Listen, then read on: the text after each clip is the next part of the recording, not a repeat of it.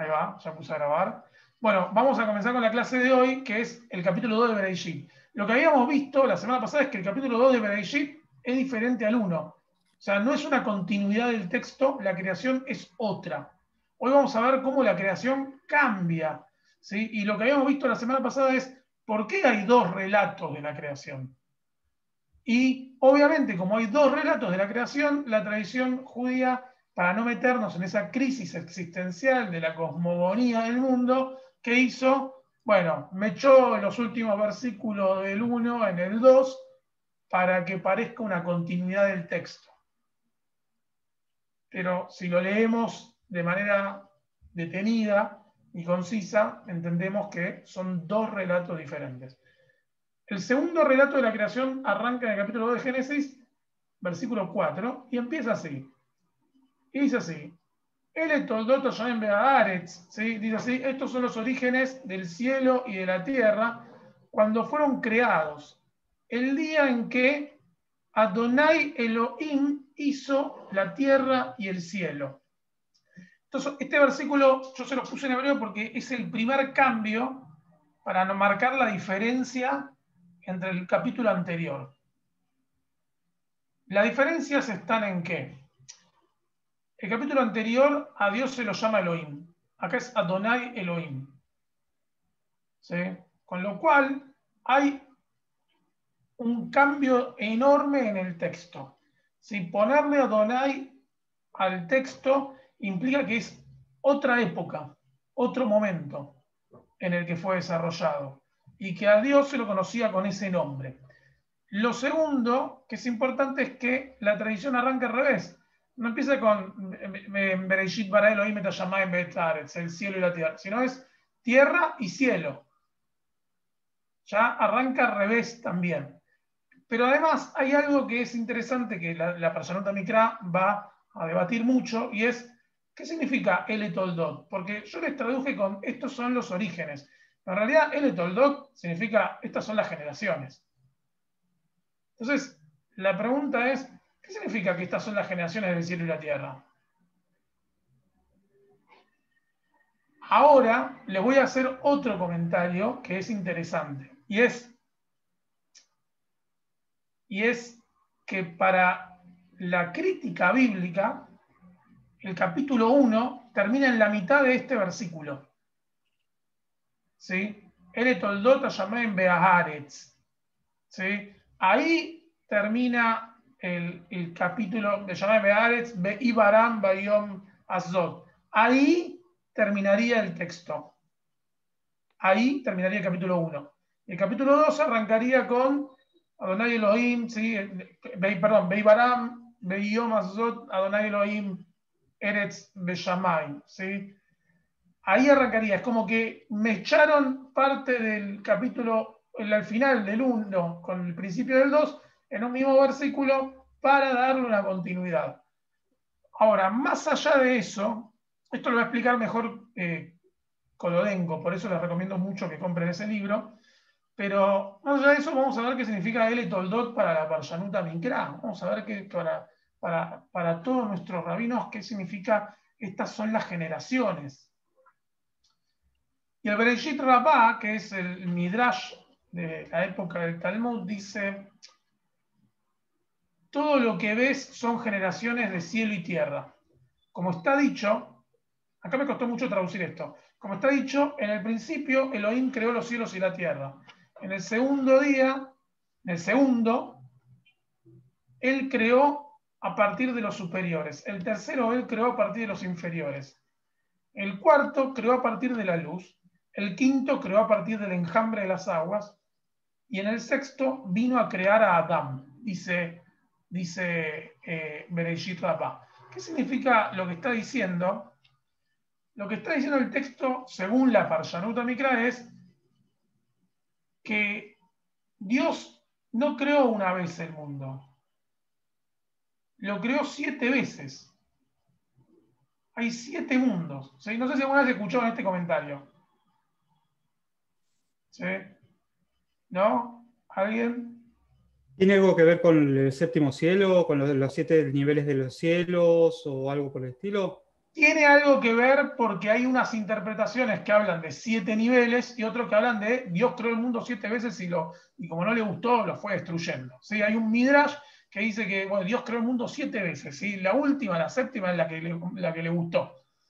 Y la primera dice, la primera vez lo creó a partir de la luz, de esa luz primigenia, ¿sí? Del Dat, de la Binah, del entendimiento. La segunda vez lo creó a partir de la expansión de los cielos. La tercera vez creó el mundo a partir de la tierra. La cuarta a partir de las estrellas, del sol, de la luna. La quinta creó el mundo a partir de los animales, de las aguas. ¿Sí? Y la sexta creó a partir de los animales terrestres. Ninguna le convenció, todo vio que arrancó mal, en todas sintió que arrancó para atrás, entonces liquidó con todo y arrancó de nuevo. Por eso el texto dice, Ele Toldot, estas fueron las generaciones, ¿sí? De la creación del cielo y la tierra. En el día que Dios crea tierra y cielo. ¿Sí? Es como que lo que va a decir es, y ahora va a ser la última creación. Como esta es ya la segura. No se olviden también que hay una crisis rabínica por las diferencias entre Génesis 1 y Génesis 2. Con lo cual, también el buscar un entendimiento a por qué los textos son tan diferentes implicaría para ellos decir, no, el primer capítulo es como son todos los órdenes de las creaciones y el 2 es como ya la establecida, la fija, la que quedó final. ¿Sí? Ori, dos cosas. A Sí. mí me habían enseñado, pues, como un poco la interpretación que se hace aquí desde el judaísmo, un poco errado desde esta visión, y me habían dicho que el tema de la creación en 7 días es porque para el judaísmo 7 significa siempre. No sé si es verdad. ¿Significa qué? Siempre. O sea, que como lo hizo en 7 días y para el judaísmo el 7 es siempre, entonces siempre sigue creando. No sé si eso será real. Pues será una oportunidad también de salir como de esa información que tenía, ¿no? Mira, es la primera vez en mi vida que escucho eso. Bueno, Perdón, yo sí lo escuché desde el cristianismo. Eso por eso mismo que le digo, acaba de decir Andrés, lo mismo. por eso le digo, desde Yo no lo acá, pues escuché un poco desde jamás. mi historia, creo eso. Y lo segundo es que cuando la palabra empieza, la generación de los cielos y en la tierra, no se podría entender que el tema de la creación total no se agota en la creación del cielo y de la tierra, sino que hay otras generaciones en donde pues Dios crea por otros lados, no solamente el tema del cielo y de la tierra. Lo que pasa es que van pasado, como estos fueron las generaciones, va como para atrás. Entonces, vos tendrías que entender como, bueno, ¿y cuál es? La pregunta rabínica de los rabinos medievales es, ¿qué generaciones? Si acaba de arrancar el mundo. Entonces hay algo que nos perdimos, hay algo que no entendimos. ¿Sí? Entonces acá el Bereshit Rabá va a decir, no, bueno, quizás las generaciones es porque Dios creó el mundo 7 veces y fueron las veces anteriores. ¿Y dónde están las veces anteriores? Bueno, cada día de la creación en realidad es cada creación. ¿Sí? Creó un día de una forma, no le gustó, empezó de nuevo de otra forma, no le gustó, hasta que viene la que vamos a leer ahora. ¿Sí? Ori, una cosa muy tonta, pero pues igual te la pongo ahí por si tenés como la respuesta. Pero también da la posibilidad de que hay otros mundos creados. No solamente el que depende del cielo y de la tierra, sino que hay otros mundos en el universo y que estamos hablando del cielo y de la tierra. No sé. El judaísmo no niega la existencia, la posibilidad de que existan otros mundos, en ningún momento. Lo que pasa es que nosotros acá nos estamos fijando en lo literario, ¿sí? Lo que el texto nos dice. Y nuestro trabajo es sobre lo que el texto nos dice, no sobre lo que está o sea, lo que está al costado del texto, lo que está al lado. Si no estamos hablando no estamos hablando de la meta literario, sino de lo literario. Perfecto. ¿Sí? Bueno, hasta acá, esa es como una definición que el Bereshit da para entender el Ele Toldot. Obviamente yo les podría traer de 25 rabinos, ya lo vimos con la primera clase, pero no vamos a estar en esa sintonía, si no, no terminamos nunca más. Ahora vamos con esta palabra que es muy interesante, porque acá también Rashi mete algo. Ven que esta palabra, no sé si se llega a ver, Beí Baram, ¿sí? La que tengo acá, bueno, estas son las generaciones del cielo y la tierra cuando fueron creados, ¿sí? Beí Baram, y dice así. Para Rashi está mal entendida la palabra y la separa así. La separa de esta forma Rashi, la palabra, y dice así, en el medio de las dos bet, ¿sí? Esto es una bet, esta es otra bet, en el medio de las dos bet está la letra Hei, del nombre divino. ¿Por qué? Porque una de las formas de llamar a Dios en el texto bíblico es la Hei, solamente la Hei. ¿Sí? Entonces dice, el nombre divino quiere decir que Dios formó dos mundos. ¿Sí? ¿Por qué? Porque la Torah empieza con Bereshit y la primera letra de Bereshit es Bet. Y además Bet en la Torah significa dos. Entonces para Rashi, Dios creó dos mundos. Y acá viene el concepto del primer capítulo de Génesis y el segundo capítulo de Génesis. ¿Sí? Como que la primera creación y la segunda son diferentes. Entonces Rashi lo entiende como no, fueron dos creaciones. ¿Sí? Algunos van a decir, no, en realidad se está refiriendo a el cielo como un mundo y la tierra como otro mundo.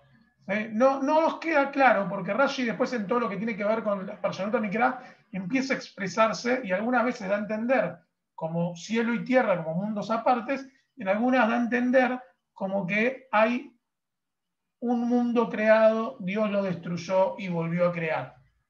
¿Sí? Ahora, Rashi va a decir que Beí Baram significa este concepto de, no, Dios pensó todo de dos formas. Y aparte, justo Beí Baram es la palabra que dividiría, por lógica, el capítulo 1 del 2. Acuérdense que ahí cierra el capítulo 1 y arranca el capítulo 2, que es lo que yo les había dicho. ¿Sí? Acá terminaría el 1 y empezaría el 2. Entonces, para Rashi, la unión de esto nos está diciendo que Dios creó dos mundos y que debería estar por separado, porque para él son dos capítulos completamente diferentes. Ahora, siguiendo con el texto, acá vamos a leer el versículo 4, vamos a ver cómo sigue el texto. Dice así, y toda planta del campo que fuese en la tierra y toda hierba del campo antes que naciese. Porque Adonai Elohim aún no había hecho llover sobre la tierra, ni había hombre para que labrase la tierra, sino que subía de la tierra un vapor el cual regaba toda la faz de la tierra. ¿Sí? Según el capítulo 2, había un vapor, como si fuese, no sé, las termas, no sé, un vapor que salía de la tierra y que generaba un rocío, que regaba la tierra y la humedecía. Entonces, acá viene el séptimo versículo que dice, Vayetzer Adonai Elohim et Adam, y formó Adonai Elohim a Adam, ¿sí? Afar min Adamá, ¿sí? Y lo creó del polvo de la tierra. Algunos dicen que Afar en realidad es como como los residuos de la tierra, como lo residual. Y ahí dice que es muy interesante, y sopló en su nariz aliento o hálito de vida, y fue el hombre un ser viviente. Cuando dice el hombre, el texto dice Adam. Adam viene de Adamá, de la tierra. ¿Sí? Acá dice, para que se den una idea, acá dice tierra, Adamá, y acá dice Adam, que es el nombre del primer ser humano, porque es el extraído de la tierra. Entonces, acá es interesante porque si ustedes ven el orden de la creación, el segundo capítulo arranca ya con la creación del ser humano. En el primer capítulo, lo último que se creó fue el ser humano. En este capítulo arranca primero con el ser humano. ¿Sí? Pero además de que arranca primero con el ser humano, lo moldeó de la tierra, dice el texto, y le insufló, le sopló por la nariz hálito de vida, que sería como el alma, y eso le dio vida. ¿Sí? Después los cabalistas medievales van a decir que lo que le faltaba al golem, ¿conocen la historia del golem de Praga? Lo que le faltaba al golem era el hálito de vida. por eso el golem era como un hombre de barro, ¿sí? Que no tenía ideas propias, no tenía conciencia, que le hacía caso al Maharal de Praga para proteger a la ciudad. Pero de acá sale el concepto del golem también, crear un golem a partir de la tierra, ¿sí? Ahora, lo que tiene de interesante, yo traje algunas partes del texto de acá de Kolodenko, que me pareció muy, muy interesante. Dice así, Kolodenko va a decir, aquí comienza el segundo relato de la creación que nos propone el libro de Génesis. Y según verán, hay varias diferencias con la narración anterior. Levi-Strauss es antropólogo, no sé si lo conocen, ¿sí? Levi-Strauss, que también estudió mucho el concepto de la Biblia, decía que el mito está constituido por todas las versiones existentes del mismo, ¿sí? Por lo que según su hipótesis de relato bíblico de la creación, sería el conjunto de estas dos versiones. Lo que está diciendo Kolodenko es que Levi-Strauss dice que el mito original es una mezcla de los dos, pero no quedó claro, entonces pusieron los dos, ¿sí? Bueno, siguiendo un poco con el texto, va a decir acá, no sé si leen, pero la primera palabra, ¿sí? Baitzer, tiene algo interesante y es que tiene una doble yud, ¿sí? Tiene dos veces esta letra. Pero en realidad se escribe con una sola yud, o sea, está mal escrita. La Torá, en la Torá aparece mal escrita. Entonces acá hay algo que los rabinos van a decir, no, la Torá no tiene errores. Hay algo que nos está queriendo decir.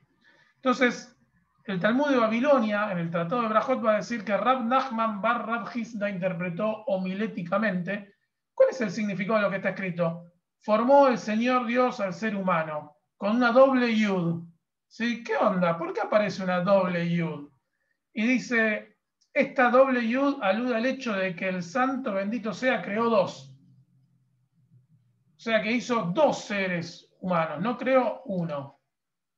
¿Y el otro ser humano?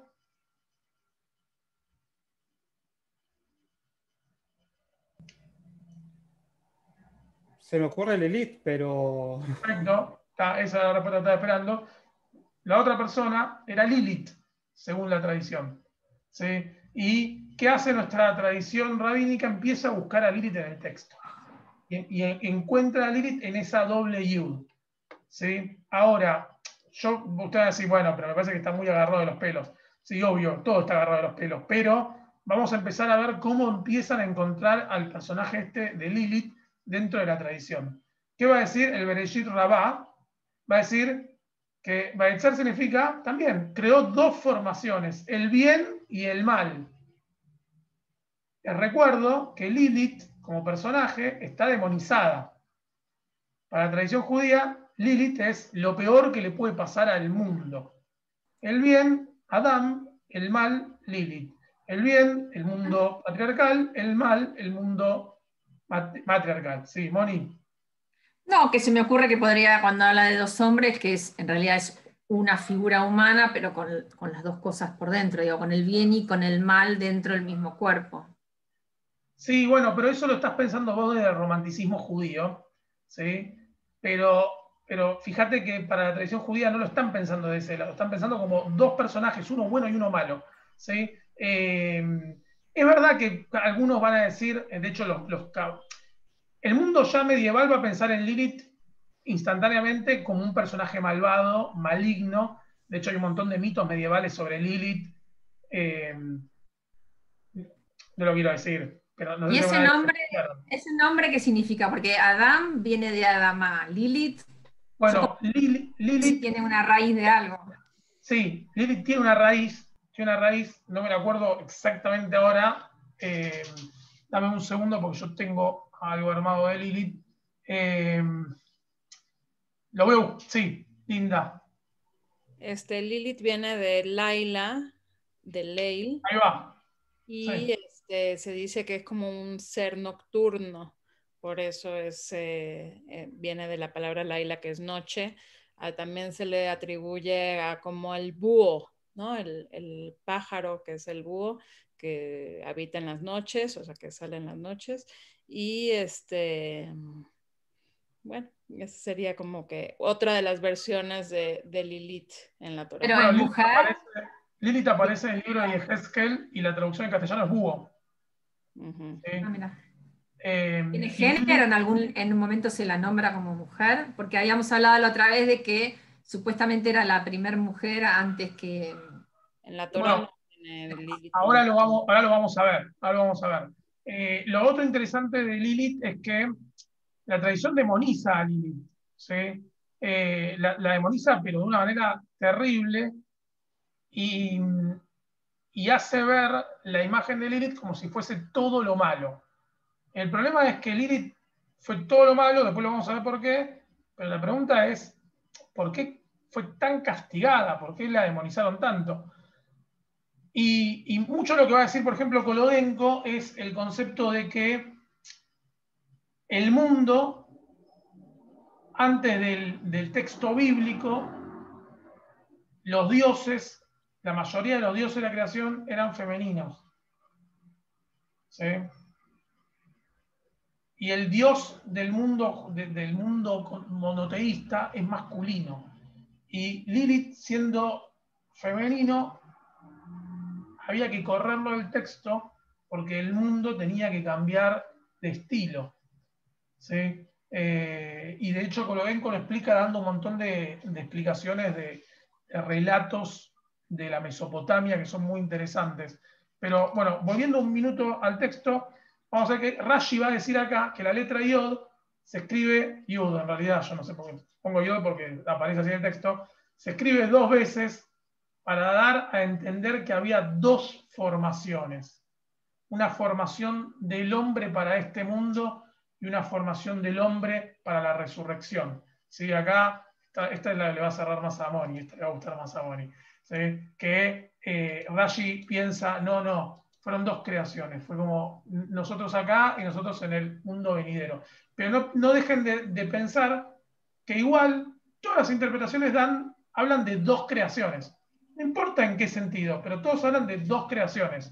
¿Sí? Puede ser lo bueno y lo malo interno nuestro, puede ser el hombre del mundo actual y el mundo venidero, o puede ser 2 personajes, uno bueno y uno malo. Acuérdense que lo que hace Dios cuando crea, ¿qué es lo primero que crea? En la creación del capítulo 1. Crea el espacio, la división. Lo primero que crea, Los animales, plantas y animales. La luz. La luz. La luz. Pero la luz Pero, entendida como... Ori, sí. yo te quería hacer un comentario antes, porque a mí me encanta sobre lo anterior. No, yo hablas. Pará. Crea la luz. ¿Y qué corre cuando crea la luz? La oscuridad. Bueno, Lilith es la oscuridad. ¿Sí? Es una lucha del mundo. Ustedes van a decir, pero Ori, porque está sesgado con el mundo moderno que habla del mundo patriarcal y el matriarcal. No, siempre fue así. Es el mundo patriarcal corriendo todo lo que tiene que ver con lo matriarcal. ¿Sí? Correr a Lilith es correr a la oscuridad y darle la entidad a todo lo que es malo como oscuro. ¿Sí? Yo sé que Linda acaba de decir que Lilith tiene el Laila, pero hay otro nombre que yo lo tenía anotado de Lilith que tiene que ver con los sumerios. Es un nombre es muy parecido al nombre de una diosa sumeria, pero no me acuerdo del nombre ahora. Ya me lo voy a acordar. Además del concepto de Laila. Estoy tratando de acordármelo, pero no se me viene a la cabeza. Adriana, ¿qué decías? Sí, con respecto a lo anterior, porque está buenísima toda esta deducción filosófica, me encanta que defendamos el feminismo, pero quiero hacer como un paréntesis, porque toda esta catarata de pensamientos se desprende porque hay una letra repetida, porque no se puede aceptar que hay un error en la Torá. Pero la Torá es un compilado hecho por hombres, y de hecho cuando se canonizaron estos textos había 12 versiones de la Torá. Tranquilamente, cuando copiaron e hicieron la versión final, se puede haber confundido el escriba. Pero para los judíos, porque somos así de complicados, es mucho más fácil elaborar toda una teoría de una doble creación y de un doble significado para no aceptar que el escriba se pudo haber confundido y que de ahí en adelante todos los tomos estuvieron errados. Es como que es necesario siempre complicarnos tanto. A los judíos les encanta complicarnos. Del sumerio Lilitu, es un personaje que aparece, perdón, me acuerdo, ahí lo encontré. Del sumerio Lilitu es un personaje que aparece en la epopeya de Gilgamesh. ¿Sí? Volviendo a esto, sí, Adriana, nos encanta complicarnos, porque para la tradición judía, el texto bíblico, por más que pueda ser una recopilación, es una recopilación pensada desde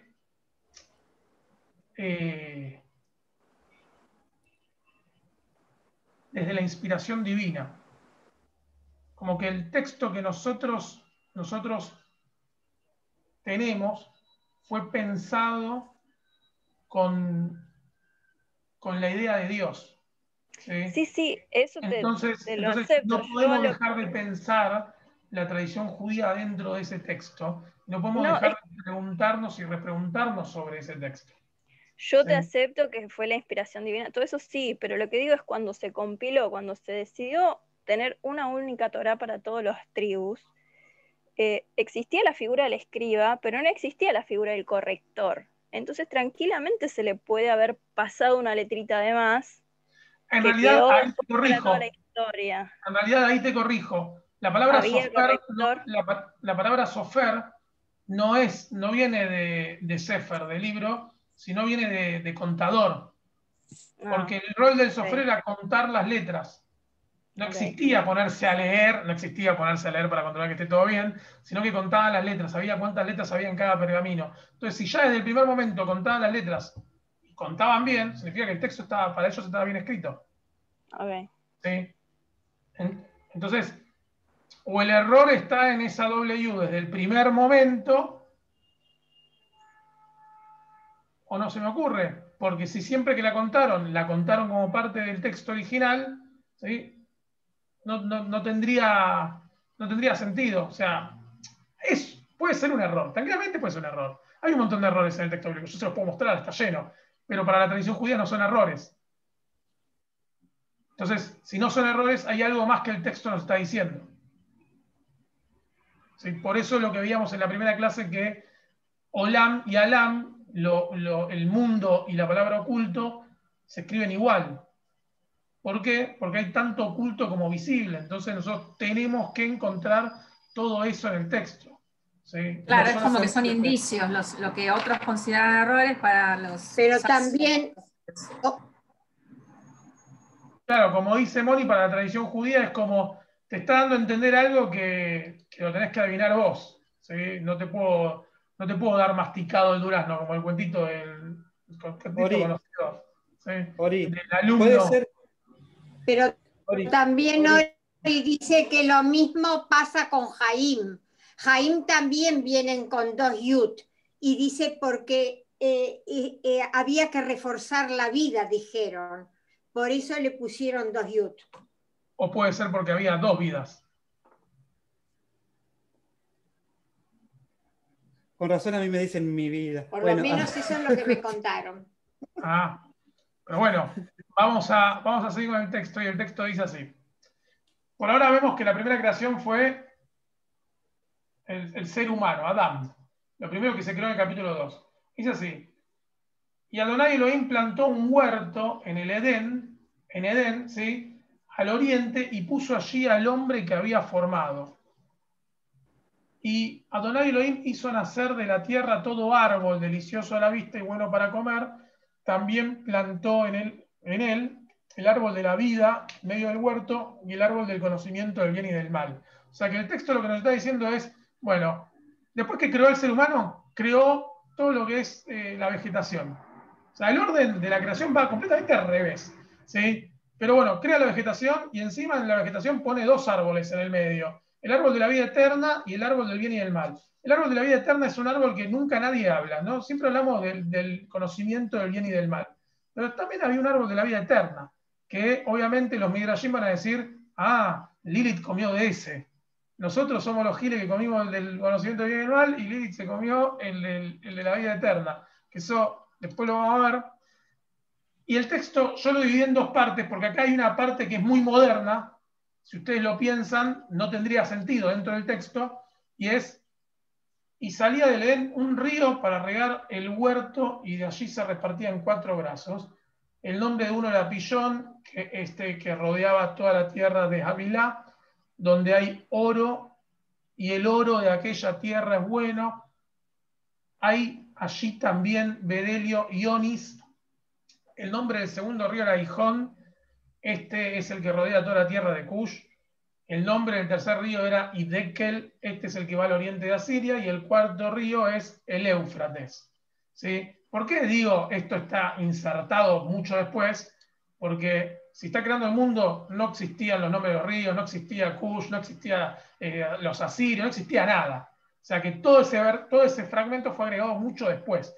¿Por qué? Porque en el momento de que se relataba el mito de la creación, decían, ¿y dónde está el Edén? No, está ahí, más o menos está entre Cush, entre acá, esto. Este texto, para quien no lo sabe, fue compilado en la época de Esra y Nehemia. Capítulo 2 fue compilado en la época de Esra y Nehemia.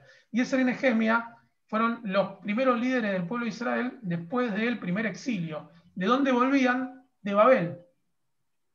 Entonces este relato tiene mucho sentido que haya comenzado a circular en esa época, y que para ellos el Gan Edén esté en la zona de Babel, porque estuvieron años viviendo ahí, años, me quedo corto. Con lo cual, si estuvieron muchísimos años viviendo ahí, lo más probable es que en el contacto con otras culturas, este mito de la creación haya sido algo muy presente en el pueblo judío. Entonces, a la hora de compilar un texto para volver a la tierra de Israel y volver a las fuentes, no podían no insertar esto, porque todo el pueblo judío conocía esto. De hecho, el libro de Esra y Nehemia, que está en el Tanaj, dice que los judíos no sabían ni siquiera hablar hebreo, que tenían que tener traductores de la Torá.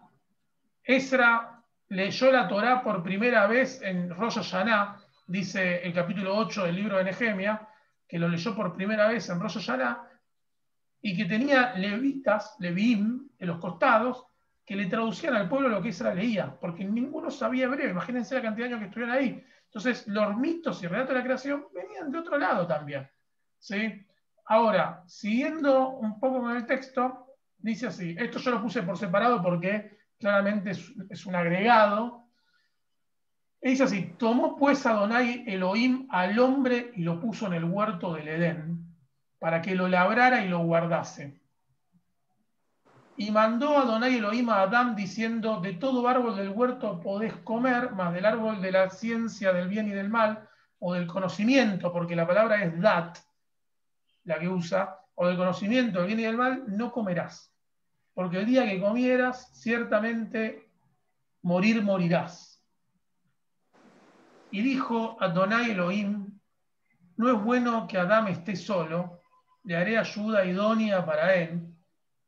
Adonai Elohim formó pues de toda la tierra toda bestia del campo y toda ave de los cielos, y las trajo a Adán para que viese cómo las habría de llamar, y todo lo que Adán llamó a los animales vivientes, ese es su nombre. Como que Dios lo puso a todos en fila, le dijo: ¿y a este cómo lo querés llamar? Y a este le voy a poner elefante. ¿Sí? Y a este, tigre. Tigre queda bien. ¿Sí? Y así fueron pasando, según el relato. Y puso a Adán nombre a toda bestia y ave de los cielos y de todo el ganado del campo, más para Adán no se halló ayuda idónea para él. Le voy a hacer un comentario de Rashi muy desagradable. Rashi va a comentar en la Parashat Mikra, no me animé a ponerlo porque dije esto queda grabado, pero ahora que lo estamos leyendo dije, bueno, lo voy a decir. Rashi dice que Adán tuvo sexo con todos los animales y que con ninguno se pudo satisfacer, con lo cual se sintió solo. ¿Sí? O sea, Adán, cuando le tocó ponerle nombre, probó a cada animal, dice el texto, dice Rashi.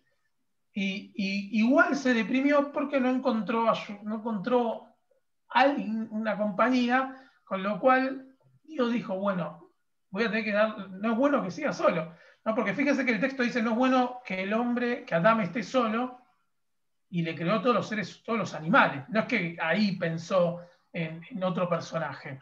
El tema es, Adán se quedó solo, según los mitos de la creación. Porque si antes había creado a dos, Adán se quedó solo. ¿Sí?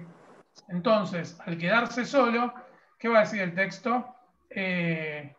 Entonces Adonai Elohim hizo caer un sueño profundo sobre Adán, y mientras éste dormía, tomó uno de sus costados y cerró la carne de su lugar. Y del costado que Adonai Elohim tomó del hombre, hizo una Ishá, y lo trajo a Adán. ¿Sí? La pregunta es, ¿qué significa Ishá? ¿Qué significa Ishá? ¿Alguien que me ayude con esto? El femenino de Ish.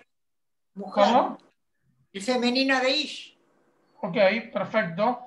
Acá, Tu mujer. acá en realidad lo que va a decir Kolodenko es que Ishá viene de Enosh. Enosh.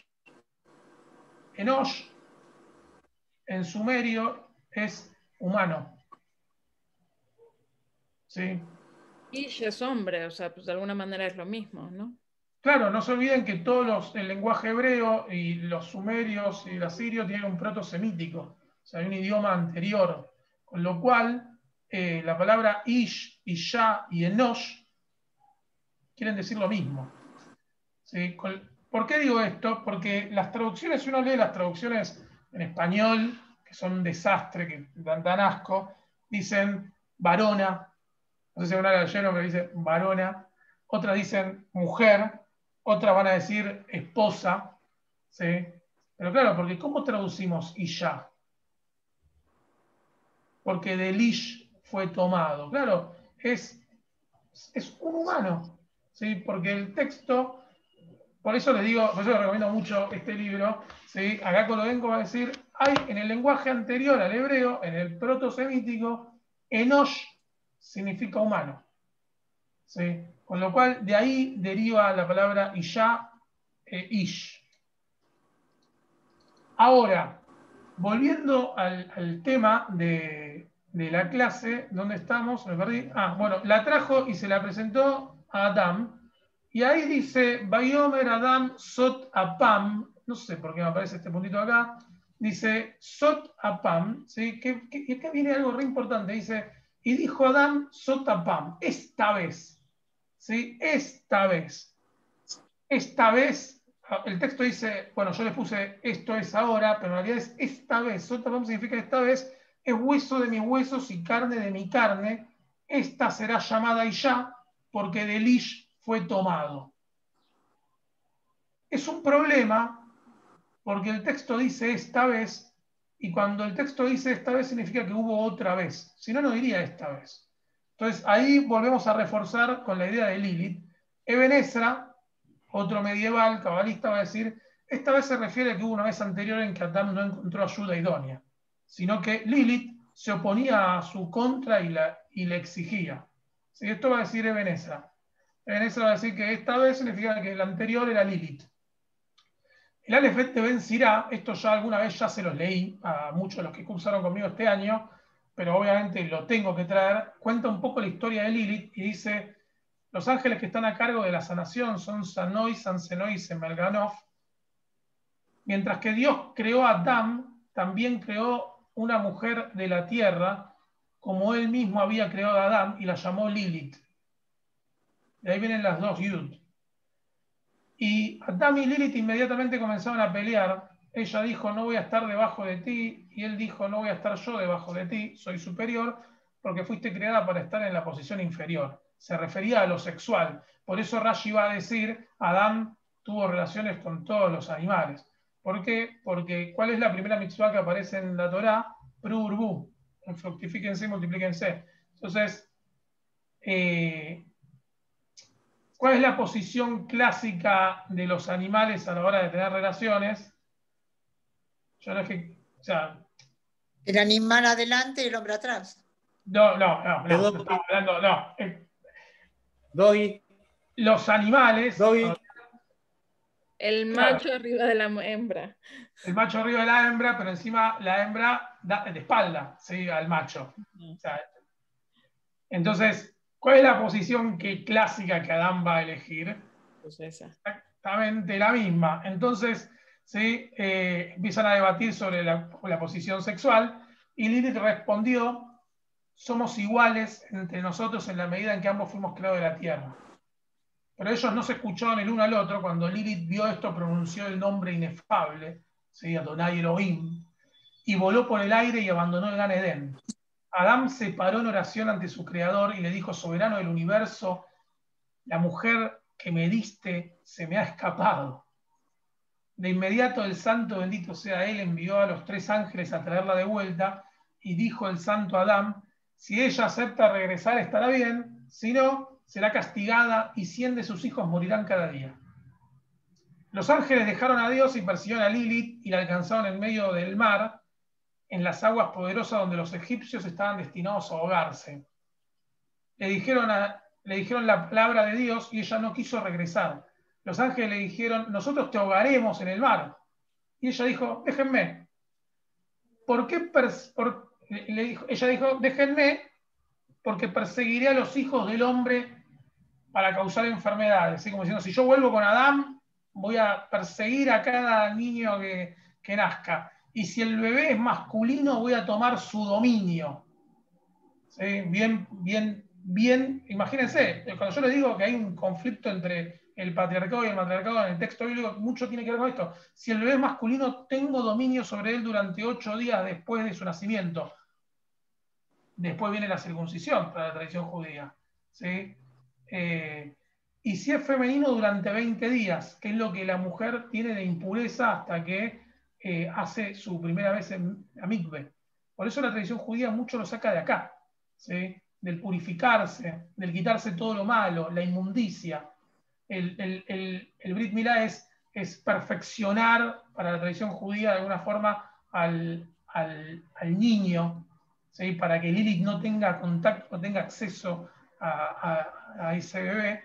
Y dice: cuando los ángeles escucharon la palabra de Lilith, insistieron en que ella regresara, pero ella les juró por el nombre de Dios vivo y eterno: cada vez que los vea a ustedes o a sus nombres o sus formas en un amuleto, no tendré poder sobre este bebé.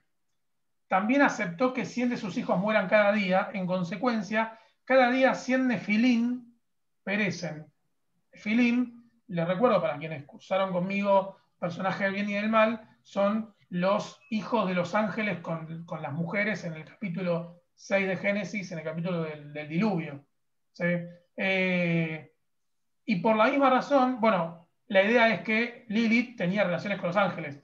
O sea, cuando se escapó acostándose con un ángel que lo convenció, le vendió pajaritos de colores y se fue. Y por la misma razón escribimos los nombres de los ángeles en amuletos de los niños. Cuando Lilith ve sus nombres, recuerda su juramento y el niño se recupera. ¿Sí? Toda historia conocida, pero, por ejemplo, en el mundo sefaradí es muy común que cuando nace un bebé se le ponen unos carteles con los nombres de los ángeles en hebreo. No sé si alguna vez lo vieron. No. ¿Soy único que lo vio? Se pone... ¿Cómo? Son mitos, igual que ponen el cuchillo de que le van a hacer el Brit Milá o el bisturí, ¿no? Sí, se pone para evitar de alguna forma el espíritu de Lilith venga a atacar a ese bebé durante los primeros días, que está indefenso. ¿Sí? No se nombre hasta el Brit Milá. Bueno, ahora, dice, siguiendo con el texto, les recuerdo que todo esto de Lilith viene por el sotapam, por esta vez. Esta vez es carne de mi carne y hueso de mis huesos.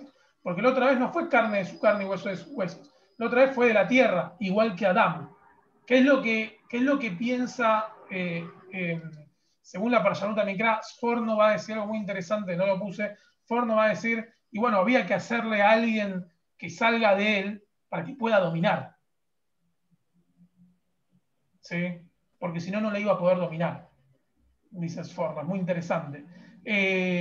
Con lo cual, el texto lo que está remarcando todo el tiempo es, Dios creó dos cosas, lo bueno y lo malo, Lilith y Adán, ¿sí? Mujer y Adán lo reconocen como hombre, pero Adán no deja de ser humano, ¿sí? Pero es como que todo el tiempo está esa dicotomía de lo bueno, lo malo, la mujer, el hombre, y de hecho, quien cae, según el mundo monoteísta que piensa así de rápido, ¿quién es la que origina la caída del hombre? Javá, Eva. ¿Sí? Lo bueno, lo malo, siempre son ustedes, mujeres. Yo no es que quiera decírselo, pero ustedes son las responsables de todo. Y acá viene, medio en el final del texto, dice así: por lo tanto, dejará el hombre a su padre y a su madre, y se unirá a su mujer, y será una sola carne. ¿Sí? Este versículo está totalmente fuera de contexto. ¿Qué tiene que ver este versículo con la creación? Si ni siquiera había padre, no había madre, no había nada, este versículo también no solamente fue incorporado, sino que lo que va a decir Kolodenko, muy interesante, es que, deme un segundo, es que el vocablo del hebreo es más moderno. Y tiene lógica, porque por lo tanto el hombre deja a su padre y a su madre y se une a su mujer y son una sola carne. ¿Qué padre, qué madre? No hay nadie. Si Dios creó a Adán, creó a Javá, todavía no hay nada de eso. Entonces este versículo está agregado. Va a decir que es otro vocablo y que deberíamos revisar en qué momento apareció. Ahora, el último versículo del texto es: y estaban desnudos Adán y su mujer y no sentían vergüenza. Ahí termina el capítulo 2. ¿Sí? Estaban desnudos y no sentían vergüenza. La pregunta es, ¿por qué no sentían vergüenza? ¿Por qué no tenían ningún problema con estar en bolas por ahí? Porque todavía ¿Tenían ropa? Punto. De a uno. Jaime. Perdón. Porque todavía no habían comido del árbol del conocimiento, entonces no sentían ese pudor y esa conciencia de el poder en sí mismo. Lo tomaban como natural el estar desnudo porque así habían sido creados. Ok. Norma, ¿vos ibas a decir algo? Decía eso, que no tenían ropa. Linda. Bueno, si Dios... La hoja de parra. ¿No? Como dice por ahí, los hubiera hecho con ropa incorporada, ¿no? Pero también el sotapán podría ser de la primera creación, ¿no, Ori? O sea, del día sexto, que se hizo un hombre y mujer en general, así como se hicieron todos los machos y hembras de todos los seres. Perfecto. Quiero decirles algo, ya aprovecho lo que dice Linda, que los dos textos, los dos capítulos, el 1 y el 2, en el momento de la creación tienen un problema. Y el problema es que que siempre hablan de alguna forma un poco en plural. Por ejemplo, en el capítulo 1 dice femenino y masculino, hagamos al ser humano a nuestra imagen y semejanza, y dice: entonces Dios creó al ser humano a nuestra imagen y semejanza, femenino y masculino los creó. ¿Sí? Entonces ahí hay otro personaje que está desaparecido del texto, porque después habla de un solo ser humano.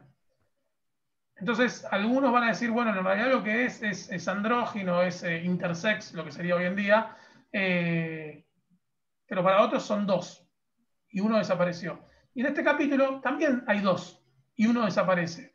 Y se deja ver con pequeños detalles.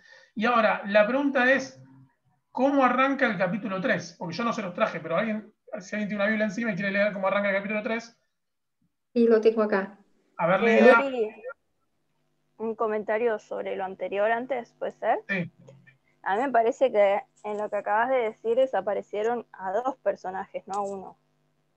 Porque en realidad ahí lo que... al ser humano a nuestra imagen y semejanza, o sea, no está hablando como un singular de Dios, sino plural. O es un Dios que tiene la parte femenina y masculina, que después se la borró el patriarcado, o era más de un Dios. Bueno, eso ya lo leímos, lo hicimos en la Parashat Mikra, donde hablábamos de por qué el texto dice, a quién le habla el texto, lo que vimos en Parashat Mikra. ¿Sí? Pero en ambos lugares, en ambos capítulos, desaparece el rasgo femenino del texto, siempre queda el masculino. Siempre el rasgo que desaparecen es el femenino. ¿Cómo arranca el capítulo 3, Lidia? Pero la serpiente era astuta, más que todos los animales del campo que Jehová Dios había hecho. Perfecto, está ahí. Ah. ¿Por qué el texto arranca con una serpiente de golpe? Porque una serpiente, ¿no? La tentación. El problema es que la serpiente no es una serpiente. De hecho, Lilith. es Lilith, pero no solamente es Lilith. La palabra serpiente en arameo es Jibiá. Jibiá viene de Jabá, ¿sí? De mujer. Lo que hoy en hebreo moderno es como una mujer. Entonces, el texto lo que va a decir de interesante, la Parshanut Mikra, y de hecho, no solamente la Parshanut Mikra, sino también todo lo que tiene que ver con los, por ejemplo, Kolovenko o otros pensadores van a decir, claro, dijeron que era una serpiente porque si no, teníamos que admitir que había otro ser humano viviendo ahí. Entonces, la convirtieron en víbora, en serpiente, en mala leche, la demonizaron. Pero no es una serpiente. ¿Sí? Nahash, en arameo es Jibiá, Jibiá es mujer.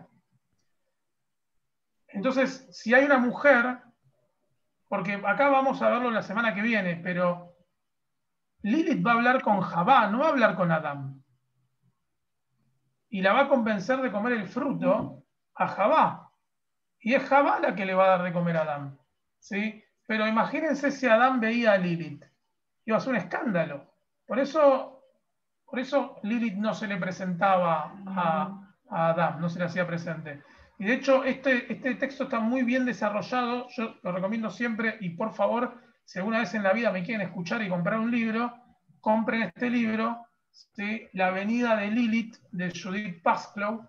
Judith Pasklow, rabina teóloga de Estados Unidos, es una teóloga muy, muy famosa, en donde agarró todos los textos de la Mesopotamia que nombran a Lilith y los agarró todos y armó un libro de forma lineal contando la historia de Lilith. ¿Sí? Y la semana que viene les traigo el extracto, cuando leamos lo de la serpiente, un extracto del libro que tengo. El libro está en inglés, pero es fácil de leer, es corto, y se llama La venida de Lilith, Judith Pasklow. Por favor, cómprenlo, es tremendo, y la realidad es que es un libro muy bien hecho, en donde además de que está contada la historia de Lilith como la primera mujer, está también contado todos los relatos en donde dicen en qué momento se la demonizó, por qué, qué pasó, cómo atravesó, cuáles fueron los procesos.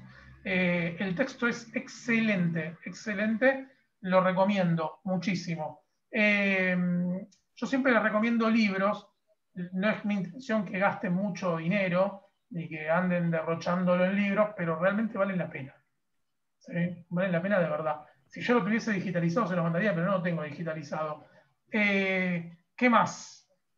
¿Qué más? Bueno, la semana que viene vamos a ver la historia de Nahash, la historia de Lilith, ¿sí? Y de la expulsión del Gan Edén, que es muy interesante todo lo que tiene que ver con la expulsión, porque no se olviden de algo. En el capítulo 2 dice que si comen de ese árbol, ¿qué les va a pasar? Morirán. Van a morir. Y María dice, se van a morir. Pero ¿murieron? No murieron. No. No se mueren. Entonces, ¿qué significa que se van a morir? ¿Qué significa que se van a morir? Esa es la primera pregunta. La segunda pregunta es, para que lo piensen para la semana que viene, es ¿por qué no tienen vergüenza de estar desnudos? ¿Sí? Ustedes van a decir, no, porque todavía no probé el árbol, fruto. Piénsenlo. Piénsenlo. No tenían conocimiento de lo que es la desnudez. Yo sé que me van a decir eso. Piénsenlo un poco más desarrollado. ¿Sí? Porque no es los solamente, animales también estaban desnudos. no, pero no es Entonces, solamente eso, no es solamente eso. ¿Sí? Piensen, por ejemplo, no sé, quien tuvo un hijo, ¿no le pasó que le gustaba andar en bolas por toda la casa? Ujú. A los niños les gusta estar desnudos. ¿Sí? Hasta que tienen conciencia y conocimiento de su sexualidad y de su cuerpo, andan en bola por todos lados. ¿Sí? Piénsenlo más de una concepción más sociológica. Ori, Piensen una eso. pregunta. Sí. Porque el tema del conocimiento como concepto de conocimiento en el Génesis está asociado a un tema de que está mal. Entonces tienen conocimiento y sienten vergüenza de su desnudez y no pueden acceder al tema del árbol del conocimiento. ¿A qué se refiere con el conocimiento? Porque uno, pues el concepto de conocimiento uno lo asocia a lo que entiende hoy por conocimiento. ¿Es lo mismo o hay un paralelo del concepto? Sigue leyendo. Lo que pasa es que lo tenemos que ver el capítulo que viene, porque si no es un spoiler lo que estaría haciendo. Lo tenemos que ver el capítulo que viene. Por eso le digo, piensen mucho en el motivo de por qué el texto termina diciendo que estaban desnudos y no sentían vergüenza. Piensen mucho de verdad ese texto y piensen en cuál es el castigo. Si comen de acá van a morir y no se mueren, tiene que haber algo de muerte en ese castigo, tiene que haber. ¿Sí? El cuerpo no estaba encarnado. Porque Dios no habla al Padre, ¿sí? Dios no habla al pedo. Entonces, según el texto, hay algo del concepto de muerte que tiene que haber. Con esas dos preguntas, nos vemos la semana que viene. ¿Sí? Saludos. Chao.